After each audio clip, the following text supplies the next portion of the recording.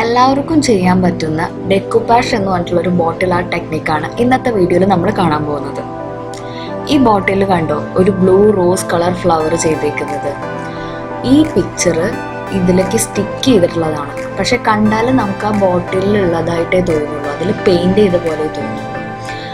അങ്ങനെ ബോട്ടിലേക്ക് image paste ചെയ്യുന്ന ഒരു ടെക്നിക്കാണ് ഡെക്കുപാഷ്. അത് ബോട്ടിലേക്കല്ല, നമുക്ക് ക്യാൻവാസിലേക്കോ വുഡിലേക്കോ അങ്ങനെ ഏതിലേക്ക് വേണമെങ്കിലും നമുക്ക് ഡെക്കുപാഷ് ചെയ്യാൻ പറ്റും. ഇതിനു വേണ്ടി നമുക്കൊരു ബോട്ടിൽ വേണം, സ്പോഞ്ച്, ടിഷ്യൂ പേപ്പർ ഒക്കെ വേണം. ബോട്ടിൽ പ്ലാസ്റ്റിക് ബോട്ടിലോ ഗ്ലാസ് ബോട്ടിലോ ഒക്കെ ആവാം, ഒരു നിർബന്ധമില്ല, ഗ്ലാസ് തന്നെ വേണമെന്ന്. ആദ്യം നമുക്ക് ബോട്ടിലിന് ഒരു ബാക്ക്ഗ്രൗണ്ട് കളർ കൊടുക്കണം. അപ്പോൾ ഞാൻ എടുത്തേക്കുന്ന ടിഷ്യൂ പേപ്പർ വൈറ്റ് ബാക്ക്ഗ്രൗണ്ടിൽ പിക്ചർ വരുന്നതായിട്ടുള്ളതാണ്. അതുകൊണ്ട് നമ്മൾ വൈറ്റ് ബാക്ക്ഗ്രൗണ്ട് ആദ്യം ബോട്ടിലിൽ ക്രിയേറ്റ് ചെയ്യാണ്. അപ്പോൾ നിങ്ങൾ കയ്യിലുള്ള ടിഷ്യൂ പേപ്പറിൻ്റെ ബാക്ക്ഗ്രൗണ്ട് ഏത് കളറാണെങ്കിൽ ആ കളർ ബാക്ക്ഗ്രൗണ്ട് ബോട്ടിലിൽ കൊടുക്കാൻ ശ്രമിക്കുക. അപ്പോൾ കുറച്ചും കൂടെ നല്ല ബ്ലെൻഡാവും, പിക്ചറും ബോട്ടിലിലെ ബാക്ക്ഗ്രൗണ്ടും കൂടി നല്ല ബ്ലെൻഡായിട്ട് ബോട്ടിലുള്ള പിക്ചറായിട്ട് തന്നെ തോന്നും. പെയിൻ്റ് ആദ്യം തന്നെ ഭയങ്കര കട്ടിക്ക് കൊടുക്കരുത്. ആദ്യം ഒരു ലെയർ പെയിൻ്റ് അടിച്ചതിന് ശേഷം പിന്നെ എവിടെയൊക്കെയാണ് പെയിൻറ്റ് കുറവുള്ളത് വെച്ചെങ്കിൽ അതിനനുസരിച്ച് കൂടുതൽ ഇങ്ങനെ അടിച്ചു കൊടുത്താൽ മതി.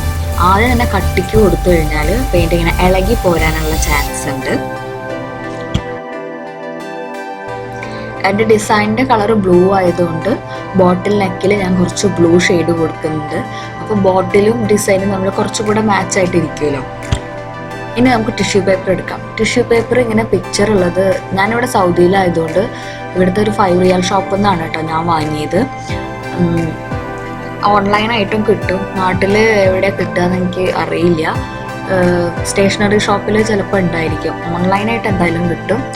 അപ്പോൾ നമുക്ക് ടിഷ്യൂവിൽ എന്തുകൊണ്ട് ടിഷ്യൂ പേപ്പർ യൂസ് ചെയ്യുന്നതെന്ന് വെച്ചാൽ, ടിഷ്യൂ പേപ്പർ വളരെ തിന്നായതുകൊണ്ട് നമ്മൾ സ്റ്റിക്ക് ചെയ്ത് കഴിഞ്ഞാൽ ഒരു പേപ്പർ ഒരു സെപ്പറേറ്റ് ലെയറായിട്ട് ഇരിക്കില്ല.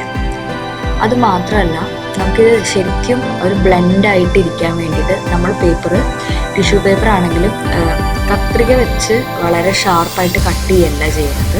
ഇതുപോലെ ബ്രഷിൽ കുറച്ച് വെള്ളം എടുത്തിട്ട് ഏത് ഡിസൈനാണോ വേണ്ടത് വെച്ചെങ്കിൽ ആ ഡിസൈൻ എടുത്തിട്ട് ആ ഡിസൈനിൽ നിന്ന് കുറച്ച്, അതായത് പിക്ചറിനോട് ചേർന്നല്ല, പിക്ചറിൽ നിന്ന് കുറച്ച് വിട്ടിട്ട് നമ്മൾ അവിടെ ഇങ്ങനെ നനച്ചു കൊടുത്തതിന് ശേഷം നമ്മൾ കീറിയിട്ടാണ് എടുക്കുന്നത്.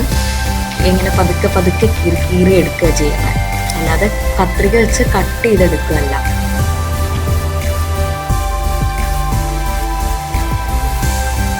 വളരെ പതുക്കെ സൂക്ഷിച്ചിട്ട് വേണം കീറാനായിട്ട്, അല്ലെങ്കിൽ എന്താ പറയുക, ചിത്രത്തിൻ്റെ ഉള്ളിലേക്ക് കീറിപ്പോയി കഴിഞ്ഞാൽ നമുക്ക് പിന്നെ പിക്ചർ യൂസ് ചെയ്യാനായിട്ട് പറ്റില്ല. സ്റ്റിക്ക് ചെയ്യാനായിട്ടുള്ള ഡിസൈൻ കീറി എടുത്തിട്ടുണ്ട്. ഈ ടിഷ്യൂ പേപ്പറിൻ്റെ ഇതിൽ ഒരു ലെയർ 2 ലെയറായിട്ടായിരിക്കും ഉണ്ടായിരിക്കുന്നത്. പിക്ചറുള്ള ടിഷ്യൂ പേപ്പറിൽ അങ്ങനെയാണ് ഞാൻ കണ്ടിട്ടുള്ളത് കേട്ടോ, 2 ലെയർ ഉണ്ടായിരിക്കും. അപ്പോൾ ആ ലെയർ നമ്മൾ സെപ്പറേറ്റ് ചെയ്തിട്ട് ആ ഡിസൈനുള്ള തിൻ ലെയർ മാത്രമായിട്ട് എഡ്ജൊക്കെ ഒന്ന് നീറ്റാക്കി കൊടുക്കുക. ഇനി നമുക്ക് ആ ഡിസൈന് ബോട്ടിലിൽ പേസ്റ്റ് ചെയ്യാം.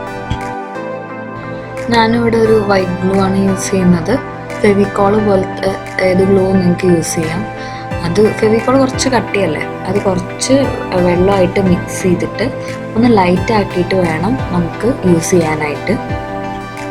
എന്നാൽ ഒത്തിരി വെള്ളം ആഡ് ചെയ്തിട്ട് വെള്ളം പോലെ ആവരുത്, ഒരു മീഡിയം കൺസിസ്റ്റൻസി വേണം. ഒരു ബ്രഷ് യൂസ് ചെയ്തിട്ടാണ് ഞാനിവിടെ ഗ്ലൂ ബോട്ടിലിൽ അപ്ലൈ ചെയ്യുന്നത്. ഇത് സ്റ്റിക്ക് ചെയ്യുമ്പോൾ നല്ലോണം ശ്രദ്ധിക്കണം, നല്ല നീറ്റായിട്ട് സ്റ്റിക്ക് ചെയ്യണം. ശരിക്കും ബോട്ടിലിനോട് ചേർന്ന് പേപ്പർ വരണം, എല്ലാ ഭാഗവും ഒരേപോലെ സ്റ്റിക്കാവണം.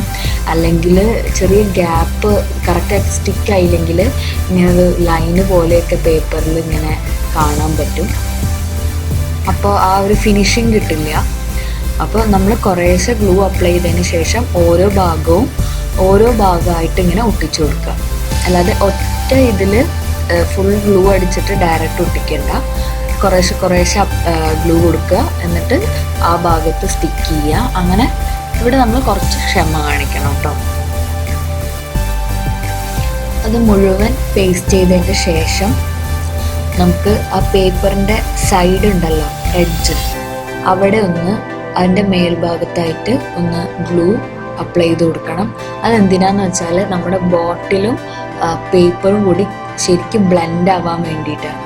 അപ്പോൾ ഒരു സെപ്പറേഷൻ തോന്നില്ല. നല്ലോണം ആ സൈഡിലൊക്കെ ആദ്യം ഗ്ലൂ അപ്ലൈ ചെയ്ത് കൊടുത്താൽ നല്ലോണം ബ്ലെൻഡായിട്ടിരിക്കും.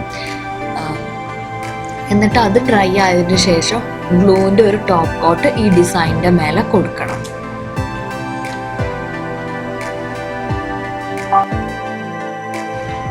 ഇപ്പോൾ ഈ ഡിസൈൻ ശരിക്കും ബോട്ടിലിൽ ഉള്ള ഡിസൈൻ പോലെ തോന്നും. നമ്മൾ സെപ്പറേറ്റ് ആയിട്ട് വെച്ച ഒരു ഡിസൈൻ പോലെ തോന്നില്ല.